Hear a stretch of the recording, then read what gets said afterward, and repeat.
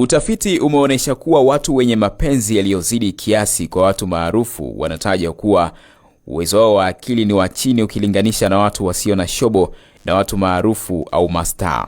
Kwa mujibu wa utafiti uliofanywa huko nchini Hungary na kuchapishwa na jarida la BMC Psychology, ulibaini kuwepo kwa uhusiano wa moja kwa moja wa watu wanaofuatilia maisha ya watu maarufu kuwa na uwezo hafifu wa utambuzi wa mambo. Utafiti huo uliohusisha watu wazima zaidi ya 1700 ambao walipewa majaribio kadhaa ya kupima uwezo wao wa ufahamu, ikiwemo mtihani wa misamiati 30 ya maneno mageni na hesabu za tarakimu, imeripoti tovuti ya The Independent. Watu hao pia walipewa jaribio la dodoso kadhaa kubaini kiwango chao cha hisia na watu wao maarufu wanaowapenda. Mfano wa maswali yaliyoainishwa kwenye dodoso la utafiti huo, ambapo watu hao walitakiwa kujibu ndio au hapana, waliulizwa: je, mara zote unajihisi vizuri unapogundua tabia binafsi za star unayempenda?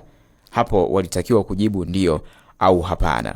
Swali lingine liliuliza: je, unatamani kufahamu kila taarifa ya maisha ya star wako unayempenda? Na hapo wangejibu ndio au hapana.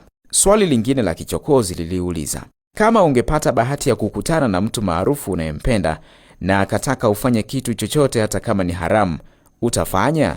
Hapo pia wangejibu ndio au hapana. Baada ya utafiti huo, watafiti walibaini kuwa watu wengi waliopata maksi za juu kwenye jaribio la watu maarufu ndio hao waliopata maksi za chini kabisa kwenye jaribio la misamiati, yani lugha, na lile la hesabu walizodai kuwa ni hesabu rahisi. Tabia kama kufuatilia kila kitu anachokifanya mtu maarufu kwenye maisha yake ya kawaida, ufuasi wa moja kwa moja kupitia mitandao yake ya kijamii, kufuatilia mitindo ya mavazi ya mtu maarufu, mahusiano yake ya kimapenzi mpaka tabia zake binafsi, ni miongoni mwa tabia zinazotajwa kuwa huharibu mashabiki wengi kwa kuwa na hisia kali na mapenzi yaliyozidi kiwango, hivyo kuwafanya kutumia muda mwingi kufuatilia maisha ya watu maarufu kuliko maisha yao wenyewe.